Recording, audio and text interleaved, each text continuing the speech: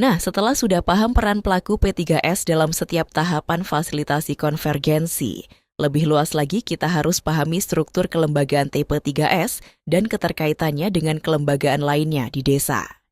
Kita akan pelajari pada subpokok bahasan 3.3 tentang struktur kelembagaan TP3S desa dan kelembagaan lainnya dalam konvergensi P3S. Dalam kelembagaan pencegahan dan percepatan penurunan stunting atau P3S di desa, terdapat dua unsur yang saling berkaitan, yaitu internal desa dan eksternal desa. Di tingkat internal, tim P3S desa bekerja bersama berbagai unsur desa, seperti BPD RT, RW, dusun, lembaga adat desa, LPEM, dan Karang Taruna. Sementara itu dari sisi eksternal, tim P3S desa juga menjalin kerja sama dengan berbagai mitra strategis, seperti pemerintah kabupaten, TP3S kecamatan, pendamping desa, dunia usaha, akademisi, penyuluh KB, serta media. Untuk mempercepat terjadinya konvergensi P3S, setiap desa membentuk tim pencegahan dan percepatan penurunan stunting atau TP3S desa. TP3S desa mendapat arahan dari TP3S kabupaten dan kecamatan. Tim ini dipimpin oleh kepala desa dan didampingi ketua TEP PKK serta sekretaris sesuai kesepakatan. Dalam pelaksanaannya, TP3S memiliki dua bidang utama. Pertama, bidang lapangan. Tim pendamping keluarga yang dikoordinasikan oleh Ketua TPK Desa, termasuk bidan desa, bersama para kader pendamping keluarga. Kedua, bidang pengelolaan data yang dikoordinasikan oleh KPEM bersama kader pendukung, termasuk kader Posyandu. Adapun 9 tugas TP3S Desa, yaitu 1. Melakukan analisis situasi untuk memetakan sumber daya dan dukungan yang diperlukan. 2. Menyampaikan dan mengawal dukungan yang dibutuhkan agar masuk ke dalam perencanaan dan penganggaran daerah. 3. Memanfaatkan alokasi anggaran yang tersedia dalam rangka mendukung pelaksanaan P3S. 4. Melaksanakan rembuk stunting di tingkat desa dan kelurahan serta pertemuan evaluasi tahunan. 5. Mengawal dan memastikan hasil rembuk stunting masuk ke dalam perencanaan desa dan kelurahan. 6. Memastikan seluruh kelompok sasaran di tingkat desa dan kelurahan mendapat layanan sesuai dengan yang dibutuhkan melalui konvergensi program. 7. Memastikan peran dan fungsi pelaksana program di tingkat lapangan tidak tumpang tindih. 8. Melakukan pemantauan dan evaluasi secara berkala dengan memanfaatkan satu data di tingkat desa dan kelurahan. 9.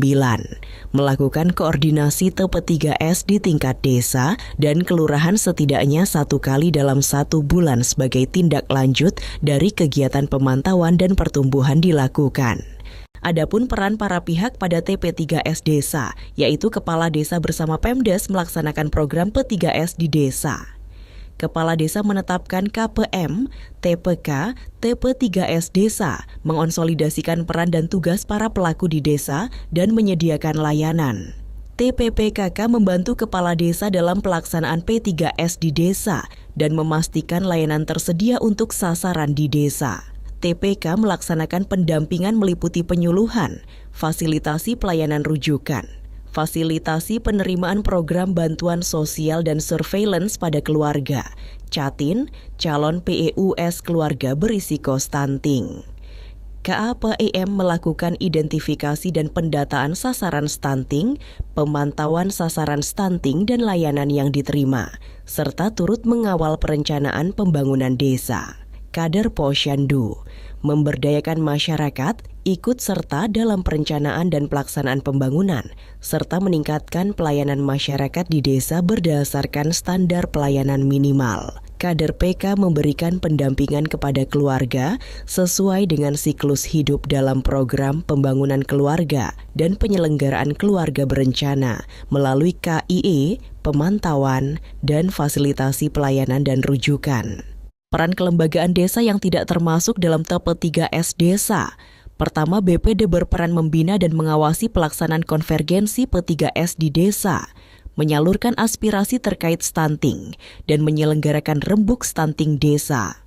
Kedua Karang Taruna berperan membantu kepala desa dalam menanggulangi masalah kesejahteraan sosial dan penggerak partisipasi pemuda dalam edukasi dan kampanye pencegahan stunting. Ketiga LPIM berperan mendukung perencanaan dan pemberdayaan masyarakat dalam pelaksanaan program stunting. Keempat RT, RW, dan dusun berperan mengidentifikasi keluarga berisiko stunting, memastikan sasaran hadir dalam pelayanan kesehatan dan posyandu, menyampaikan informasi program, serta menjadi penghubung antara masyarakat dengan pemerintah desa. Kelima LAD berperan memperkuat dukungan sosial dan budaya, khususnya ketentuan adat terhadap upaya pencegahan stunting. Peran unsur eksternal pada konvergensi P3S di Desa 1. Mitra pembangunan meliputi lembaga non-pemerintah, organisasi sosial, maupun lembaga donor yang mendukung pembangunan Desa 2. TP3S Kecamatan, pembina, koordinator, dan pendampingan terhadap desa dalam pelaksanaan konvergensi stunting. 3. Pemerintah Kabupaten, pembinaan dan pendampingan kebijakan, dukungan program dan fasilitasi sumber daya. 4. TAPM, PD, dan PLD, memastikan terintegrasinya program kegiatan P3S di desa dalam perencanaan desa, memastikan peran PD, PLD dalam monitoring penilaian scorecard Desa 5. Dunia usaha, mendukung program percepatan penurunan stunting melalui kemitraan sosial atau CSR dan pemberdayaan ekonomi masyarakat Desa 6. Akademisi, peningkatan pengetahuan dan pemahaman, kajian ilmiah dan pendampingan teknis berbasis data 7.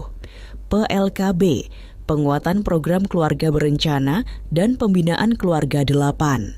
Media, penyebarluasan informasi dan peningkatan kesadaran masyarakat pada program P3S di desa.